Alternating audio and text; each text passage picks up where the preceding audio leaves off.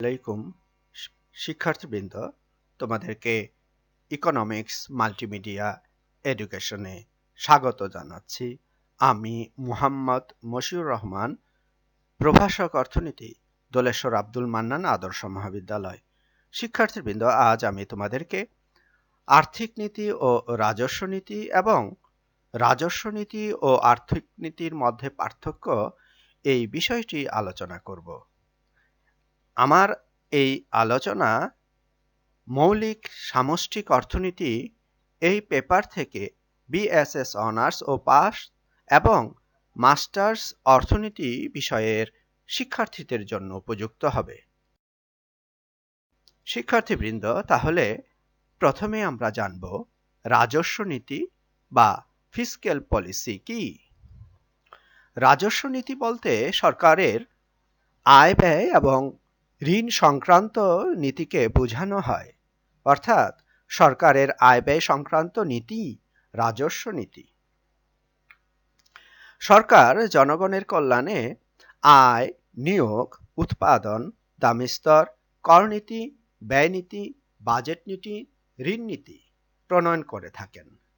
এগুলোর সমন্বিত রূপকে রাজস্ব নীতি বলা হয়, অর্থাৎ সরকার আয় ব্যয় এবং ঋণ সংক্রান্ত নীতির দ্বারা অর্থনীতিতে জনগণের কল্যাণে প্রচেষ্টা করে থাকেন এবং সেই প্রচেষ্টার অংশ হিসেবে আয়, নিয়োগ, উৎপাদন, দাম স্তর, কর নীতি এবং ব্যয় নীতি, বাজেট নীতি, ঋণ নীতি ইত্যাদি প্রণয়ন করে থাকেন। এগুলোর সমন্বিত রূপকে রাজস্ব নীতি বলা হয়। অধ্যাপক হিক্সের মতে রাজস্ব নীতি এমন একটি নীতি যা অর্থনৈতিক লক্ষ্য অর্জনের জন্য সরকারি অর্থব্যবস্থা সমস্ত উপাদানকে কাজে লাগায়। অধ্যাপক টেইলরের মতে ফিস্ক শব্দটির অর্থ হল রাজকোষ বা রাষ্ট্রীয় কোষাগার। সুতরাং রাষ্ট্রীয় কোষাগার যেসব নীতি নির্ধারণ করেন, সামগ্রিকভাবে তাদের রাজস্ব নীতি বলা হয়ে থাকে। অধ্যাপক লিন্ডহলের মতে সরকার কখন কোন প্রকার রাজস্ব কোন পদ্ধতিতে সংগ্রহ করবে এবং কোন পদ্ধতিতে ওই রাজস্ব ব্যয় করবে তা নিয়েই রাজস্ব নীতি আলোচনা করে। শিক্ষার্থীবৃন্দ, তাহলে তোমরা বুঝতে সক্ষম হলে রাজস্ব নীতি হচ্ছে এমন এক নীতি যে নীতি অর্থনৈতিক লক্ষ্য অর্জনের উদ্দেশ্যে সরকারি অর্থব্যবস্থা সমস্ত উপাদানকে কাজে লাগায়। সেক্ষেত্রে রাজকোষ বা রাষ্ট্রীয় কোষাগার অর্থাৎ কিভাবে আয় করবে, কিভাবে এই অর্থ জনসাধারণের কল্যাণে ব্যয় করবে, তা যে নীতিতে স্থান লাভ করে তাই হচ্ছে রাজস্ব নীতি। শিক্ষার্থীবৃন্দ, রাজস্ব নীতির কতগুলো উদ্দেশ্য রয়েছে। একটি কল্যাণ রাষ্ট্রে একটি দেশের আর্থসামাজিক অবস্থার উপর রাজস্ব নীতির লক্ষ্য নির্ভর করে। সেই উদ্দেশ্যসমূহ হচ্ছে অর্থনৈতিক উন্নয়ন সাধন করা, অর্থনৈতিক প্রবৃদ্ধি অর্জনের মধ্যে দিয়ে অর্থনৈতিক উন্নয়ন লাভ করা রাজস্ব নীতির একটি অন্যতম লক্ষ্য এবং উদ্দেশ্য। 2. মূলধন গঠন করা রাজস্ব নীতির অন্যতম একটি লক্ষ্য। মূলধন গঠন করা হলে বিনিয়োগ বৃদ্ধি পাবে এবং আয় বৃদ্ধি পাবে, নিয়োগ বৃদ্ধি পাবে এবং অর্থনৈতিক উন্নয়ন ত্বরান্বিত হবে। তাই মূলধন গঠনের লক্ষ্যে রাজস্ব নীতি এমনভাবে প্রণয়ন করা হয়ে থাকে যেখানে মূলধন গঠন বৃদ্ধি পায় এবং তা বিনিয়োগের মাধ্যমে জনসাধারণের কল্যাণে অর্থনৈতিক উন্নয়ন ত্বরান্বিত হয়। শিক্ষার্থীবৃন্দ, 3 হচ্ছে নিয়োগ সৃষ্টি করা বা কর্মসংস্থান সৃষ্টি করা রাজস্ব নীতির অন্যতম একটি লক্ষ্য। অর্থনৈতিক যে সমস্ত কর্ম বা উদ্দেশ্য রয়েছে রাষ্ট্রের আর্থসামাজিক উন্নয়নের লক্ষ্যে, তার অন্যতম অন্যতম হচ্ছে নিয়োগ সৃষ্টি করা বা কর্মসংস্থান সৃষ্টি করা। নতুন নতুন শ্রমবাজারে যে কর্মজীবী মানুষ প্রবেশ করে তাদেরকে নিয়োগ প্রদান করা বা কর্মে নিয়োজিত করা অন্যতম একটি লক্ষ্য একটি রাষ্ট্রের। তাই রাজস্ব নীতির অন্যতম লক্ষ্য হচ্ছে কর্মসংস্থান সৃষ্টি করা। 4, মন্দা এবং বেকারত্ব দূর করার উদ্দেশ্যে রাজস্ব নীতি প্রণয়ন করা হয়ে থাকে বা রাজস্ব নীতি এই লক্ষ্যে কাজ করে থাকে।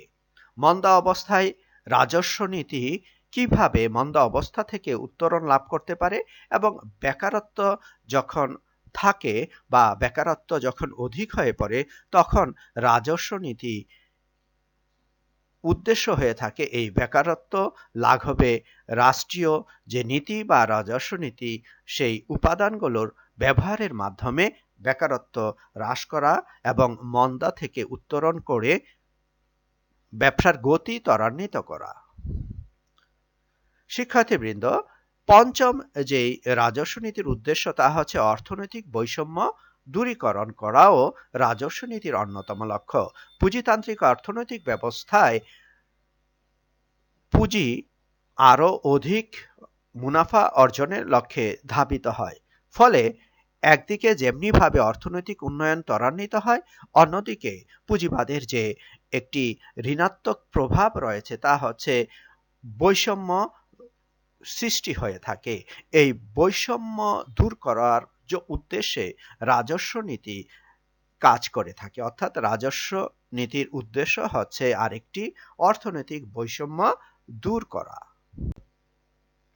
শিক্ষার্থীবৃন্দ, ষষ্ঠ যে বিষয়টি রয়েছে তা হচ্ছে রাজস্ব নীতির মুদ্রাস্ফীতি নিয়ন্ত্রণ করা। বিভিন্নভাবে যখন মুদ্রাস্ফীতি ঘটে থাকে তখন রাজস্ব নীতির মাধ্যমে এই মুদ্রাস্ফীতিকে নিয়ন্ত্রণ করা অন্যতম একটি উদ্দেশ্য এবং লক্ষ্য। যখন মুদ্রাস্ফীতি হয়ে থাকে তখন সরকারি ব্যয় হ্রাসের করে এই মুদ্রাস্ফীতিকে নিয়ন্ত্রণ করা যায় এবং যখন মুদ্রা সংকোচন হয় তখন সরকারি ব্যয় বৃদ্ধির মাধ্যমে এই মুদ্রাস্ফীতি বা মুদ্রা সংকোচনের নিয়ন্ত্রণ করে অর্থবাজারে এবং রাষ্ট্রে দ্রব্যমূল্য স্থিতিশীল রাখা হয়ে থাকে। শিক্ষার্থীবৃন্দ, 7 যে মুদ্রা সংকোচন যা কিছুক্ষণ এই 6 পয়েন্টের সাথে আলোচনা করা হয়েছে, অর্থাৎ মুদ্রাস্ফীতি নিয়ন্ত্রণ এবং মুদ্রা সংকোচন নিয়ন্ত্রণে রাজস্ব নীতি কাজ করে। মুদ্রা সংকোচনের ক্ষেত্রে সরকার সম্প্রসারণশীল রাজস্ব নীতি গ্রহণ করে থাকে এবং মুদ্রাস্ফীতির ক্ষেত্রে সংকোচনশীল রাজস্ব নীতি গ্রহণ করে থাকে। সেক্ষেত্রে মুদ্রা সংকোচনে সরকারি ব্যয় বৃদ্ধি করা হয়ে থাকে এবং মুদ্রাস্ফীতির ক্ষেত্রে সরকারি ব্যয় হ্রাস করা হয়ে থাকে। 8 আর্থসামাজিক অবকাঠামো উন্নয়নের ক্ষেত্রে রাজস্ব নীতি অত্যন্ত গুরুত্বপূর্ণ।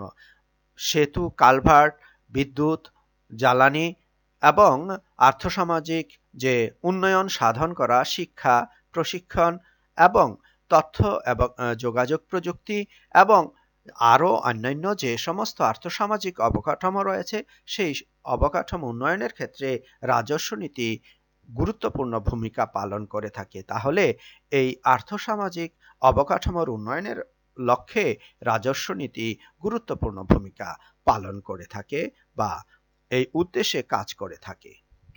শিক্ষার্থীবৃন্দ, একটি রাষ্ট্রের অন্যতম লক্ষ্য হচ্ছে অর্থনৈতিক স্থিতিশীলতা রক্ষা করা। এই স্থিতিশীলতা রক্ষার ক্ষেত্রে রাজস্ব নীতি অত্যন্ত গুরুত্বপূর্ণ এবং সামাজিক নিরাপত্তার ক্ষেত্রে এই রাজস্ব নীতি অত্যন্ত গুরুত্বপূর্ণ। সামাজিক বিভিন্ন নিরাপত্তা, অর্থনৈতিক নিরাপত্তা, সামাজিক নিরাপত্তা, আইন শৃঙ্খলা পরিস্থিতি রক্ষা করা এবং আইনের শাসন বাস্তবায়ন করা এবং আইনের শাসন অক্ষুণ্ণ রাখা এবং সামাজিক যে সামগ্রিক নিরাপত্তা সেই নিরাপত্তার ক্ষেত্রে রাজস্ব নীতি অন্যতম একটি লক্ষ্য। শিক্ষার্থীবৃন্দ, তাহলে উপরোক্ত পদ্ধতিগুলো যথাযথভাবে প্রয়োগ করা গেলে একটি দেশের অর্থনৈতিক উন্নয়ন অবশ্যম্ভাবী হবে। শিক্ষার্থীবৃন্দ, এই রাজস্ব নীতির যে হাতিয়ারসমূহ অর্থাৎ ফিসক্যাল পলিসির যে হাতিয়ারসমূহ তা হচ্ছে সরকারি ব্যয়। সরকারি ব্যয় বৃদ্ধির মাধ্যমে এই রাজস্ব নীতির অর্থাৎ সরকারি ব্যয় হ্রাস বৃদ্ধির মাধ্যমে রাজস্ব নীতি কাজ করে বা অর্থনৈতিক যে উন্নয়ন এবং আরো যে সকল উন্নয়ন সংঘটিত হয় তা সরকারি ব্যয় হ্রাস বৃদ্ধির মাধ্যমে করা হয়ে থাকে। এটি একটি রাজস্ব নীতির অন্যতম হাতিয়ার। দ্বিতীয় হচ্ছে কর রাজস্ব। কর বাড়ানো এবং কমানোর মাধ্যমে এই রাজস্ব নীতি কাজ করে থাকে। এবং ভর্তুকি। ভর্তুকি হচ্ছে জনসাধারণকে বিশেষ কোনো গোষ্ঠীকে সহায়তা প্রদানের জন্য ভর্তুকি প্রদানের মাধ্যমে কাজ করে থাকে। এই ভর্তুকিও রাজস্ব নীতির অন্যতম একটি হাতিয়ার। এবং সরকারি ঋণ, এটিও রাজস্ব নীতির অন্যতম একটি হাতিয়ার। সরকার যখন জনসাধারণের কল্যাণে কোনো কর্ম করে থাকে তখন সরকারি ঋণের প্রয়োজন হয় এবং এই সরকারি ঋণ গ্রহণের মাধ্যমে সরকারের অন্যতম একটি হাতিয়ার হচ্ছে এই সরকারি ঋণ, অর্থাৎ রাজস্ব নীতির অন্যতম একটি হাতিয়ার হচ্ছে সরকারি ঋণ।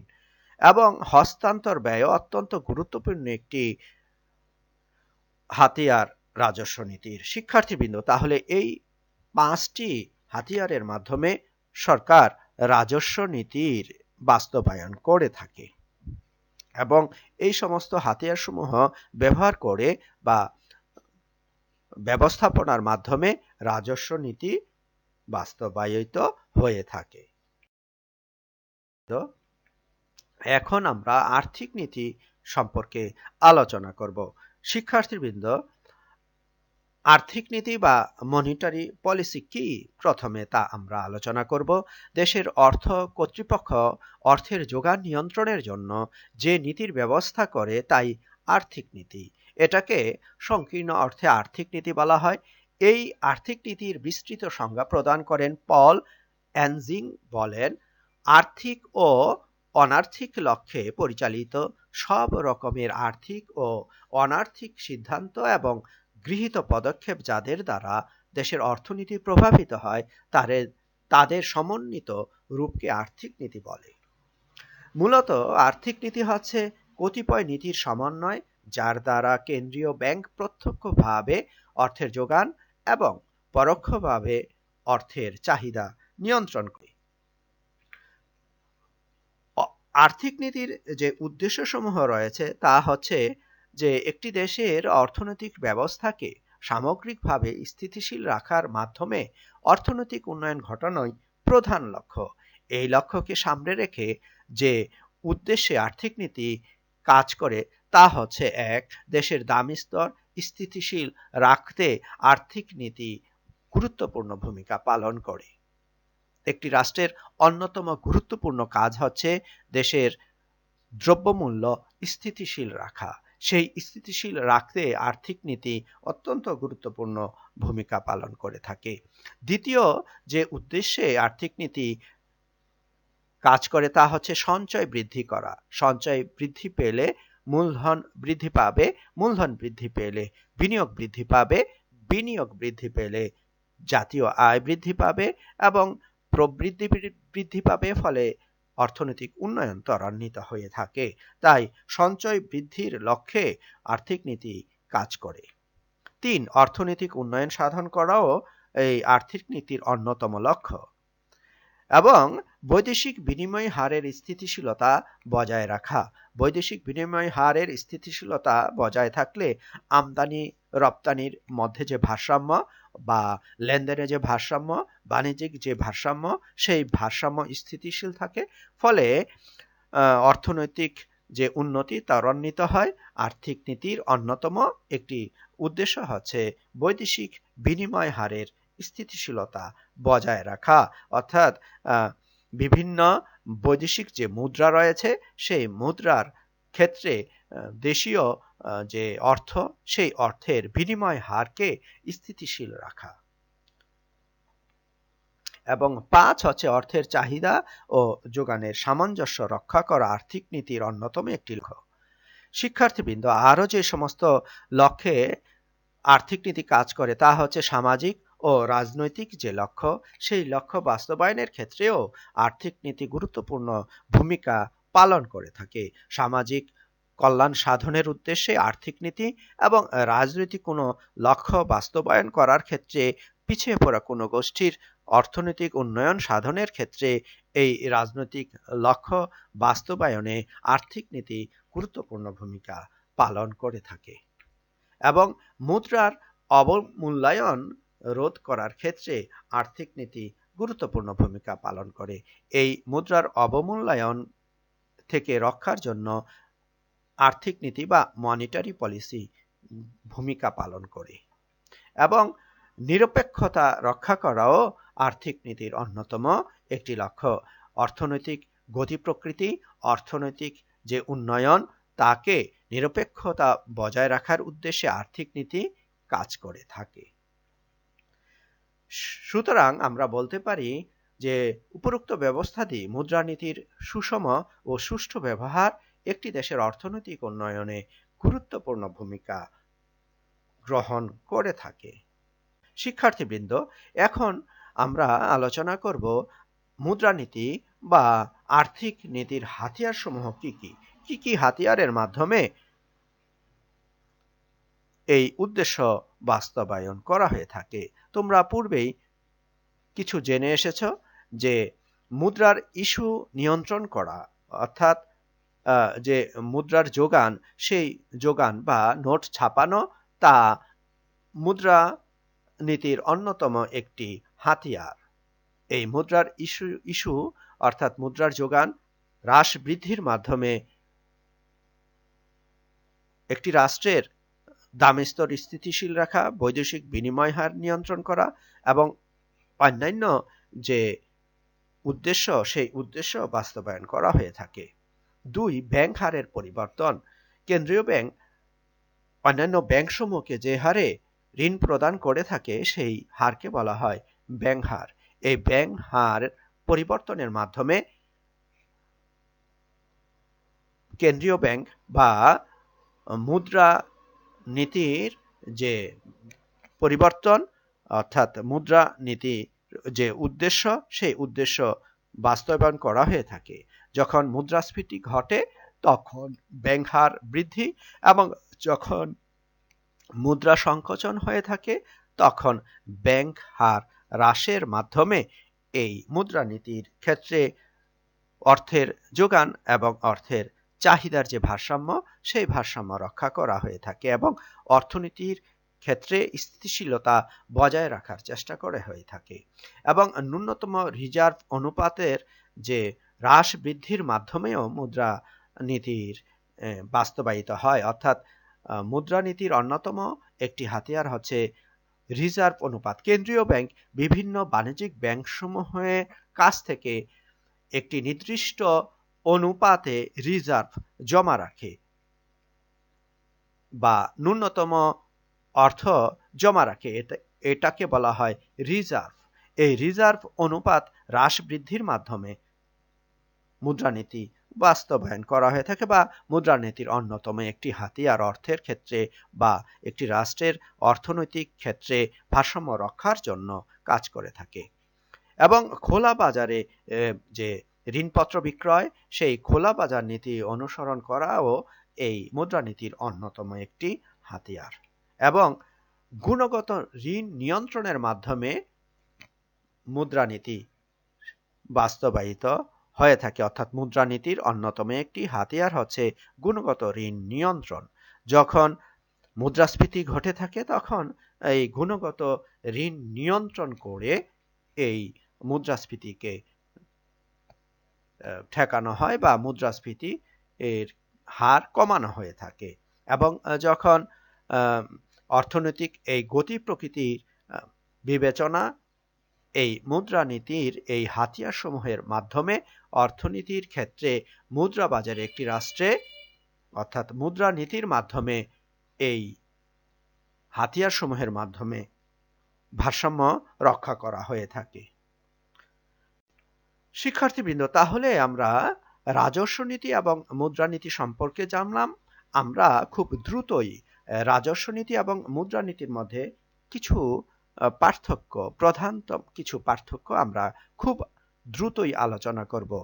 তাহলে শিক্ষার্থীবৃন্দ, আমরা আর্থিক নীতি এবং রাজস্ব নীতির মধ্যে যে পার্থক্য, সেই পার্থক্য আলোচনা করছি। প্রথমত যে পার্থক্য তা হচ্ছে আর্থিক নীতির ক্ষেত্রে সরকার ও কেন্দ্রীয় ব্যাংক অর্থের যোগান নিয়ন্ত্রণ করে তাকে আর্থিক নীতি বলা হয়। অর্থাৎ যে নীতির সাহায্যে সরকার ও কেন্দ্রীয় ব্যাংক অর্থের যোগান নিয়ন্ত্রণ করে থাকে তাকে আর্থিক নীতি বলা হয়ে থাকে। অপরদিকে অর্থনীতির যে শাখায় সরকারের আয় ব্যয় এবং ঋণ সংক্রান্ত নীতি আলোচনা করা হয় তাকে রাজস্ব নীতি বলা হয়। দুই যে পার্থক্য, আর্থিক নীতি দ্বারা মুদ্রাস্ফীতি নিয়ন্ত্রণ করে অর্থনৈতিক উন্নয়ন সাধন করা হয়। অপরদিকে রাজস্ব নীতি যথাযথ প্রয়োগের দ্বারা অর্থনৈতিক স্থিতিশীলতা অর্জন করে অর্থনৈতিক উন্নয়ন নিশ্চিত করা হয়। আর্থিক নীতি পরিচালনা করে কেন্দ্রীয় ব্যাংক, অপরদিকে রাজস্ব নীতি পরিচালনা করে দেশের সরকার। 4 অর্থব্যবস্থার উপর আর্থিক নীতি পরোক্ষভাবে প্রভাব বিস্তার করে। অপরদিকে রাজস্ব নীতির ক্ষেত্রে অর্থব্যবস্থার উপর রাজস্ব নীতি প্রত্যক্ষভাবে প্রভাব বিস্তার করে। 5 যে পার্থক্য, আর্থিক নীতির ক্ষেত্রে বৈদেশিক বিনিময় হার এবং ঋণ নীতির পরিবর্তন করে আর্থিক নীতি বাস্তবায়িত হয়। অপরদিকে সরকারি আয় ব্যয়ের পরিবর্তন করে রাজস্ব নীতি বাস্তবায়িত হয়। 6 যে পার্থক্য, ব্যাংক হার, খোলা বাজার নীতি, রিজার্ভ হার ইত্যাদি আর্থিক নীতির হাতিয়ার।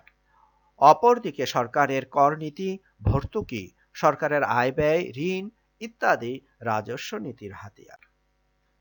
শিক্ষার্থীবৃন্দ, 7 যে পার্থক্য, দ্রব্যবাজারে আইএস রেখার আকৃতির উপর আর্থিক নীতির কার্যকারিতা নির্ভর করে। অন্যদিকে অর্থবাজারে এলএম রেখার আকৃতির উপর রাজস্ব নীতির কার্যকারিতা নির্ভর করে। আইএস রেখা বিভিন্ন আকৃতির হয়ে থাকে, লম্ব অক্ষ সমান্তরাল, ভূমি অক্ষের সমান্তরাল এবং স্বাভাবিক বা থেকে ডান দিকে নিম্নগামী আইএস রেখা, এবং এলএম রেখা লম্ব অক্ষের সমান্তরাল, ভূমি অক্ষের সমান্তরাল এবং স্বাভাবিক বা থেকে ডান দিকে ঊর্ধ্বগামী এলএম রেখা, যা তোমরা পূর্বেই জেনেছ। তাই আইএস রেখার আকৃতির উপর আর্থিক নীতি কার্যকর লাভ করে এবং অর্থবাজারে এলএম রেখার আকৃতির উপর রাজস্ব নীতির কার্যকারিতা নির্ভর করে। 8 আর্থিক নীতির কার্যকারিতার ক্ষেত্রে তারল্য-ফাঁদ বাধা হিসেবে কাজ করে। তারল্য-ফাঁদ হচ্ছে অধ্যাপক কেইনসের প্রদানকৃত যে লিকুইডিটি প্রিফারেন্স থিওরি বা তারল্য-ফাঁদ তত্ত্ব, সেখানে এমন এক অবস্থা হয় যেখানে এলএম রেখা ভূমি অক্ষের সমান্তরাল হয়ে পড়ে, অর্থাৎ সেক্ষেত্রে একটি নির্দিষ্ট পরিমাণ রেট অফ ইন্টারেস্টে ইনকাম আটকে যায় বা যে রেট অফ ইন্টারেস্ট আটকে যায়, সে অবস্থায় অর্থাৎ তারল্য-ফাঁদের ক্ষেত্রে আর্থিক নীতি কার্যকারিতা মানে বাধা হিসেবে কাজ করে। অর্থাৎ আর্থিক নীতি সেক্ষেত্রে তারল্য-ফাঁদের ক্ষেত্রে আর্থিক নীতি বাধা হিসেবে কাজ করে এবং অন্যদিকে রাজস্ব নীতির কার্যকারিতার ক্ষেত্রে তারল্য-ফাঁদ বাধা হিসেবে কাজ করে না। এবং নয়, আর্থিক নীতি অর্থবাজারকে বিশ্লেষণ করে এবং অন্যদিকে রাজস্ব নীতি উৎপন্ন বাজারকে বিশ্লেষণ করে। শিক্ষার্থীবৃন্দ, আশা করি তোমরা আর্থিক নীতি এবং রাজস্ব নীতি বিষয়সমূহ ভালোভাবেই বুঝতে সক্ষম হয়েছ। আমরা আলোচনা করেছি প্রথমে আর্থিক নীতি কি এবং রাজস্ব নীতি কি এবং আর্থিক নীতির উদ্দেশ্যসমূহ কি এবং রাজস্ব নীতির উদ্দেশ্যসমূহ কি এবং আর্থিক নীতির হাতিয়ারসমূহ কি কি এবং রাজস্ব নীতির হাতিয়ারসমূহ কি কি, এই বিষয়গুলো আলোচনা করেছি এবং সর্বশেষ আর্থিক নীতি এবং রাজস্ব নীতির মধ্যে পার্থক্য আলোচনা করছি। আশা করি শিক্ষার্থীবৃন্দ তোমরা এই বিষয়ে ভালোভাবে বুঝতে সক্ষম হয়েছ। আগামী ক্লাসে আরো বিস্তারিত আলোচনায় তোমাদেরকে এই বিষয়গুলো ভিতরে প্রবেশ করার চেষ্টা করব। সে পর্যন্ত সকলকে ধন্যবাদ জানিয়ে আজকের মতো ইকোনমিক্স মাল্টিমিডিয়া এডুকেশনের ক্লাস এখানে সম্পন্ন হলো। আল্লাহ হাফেজ।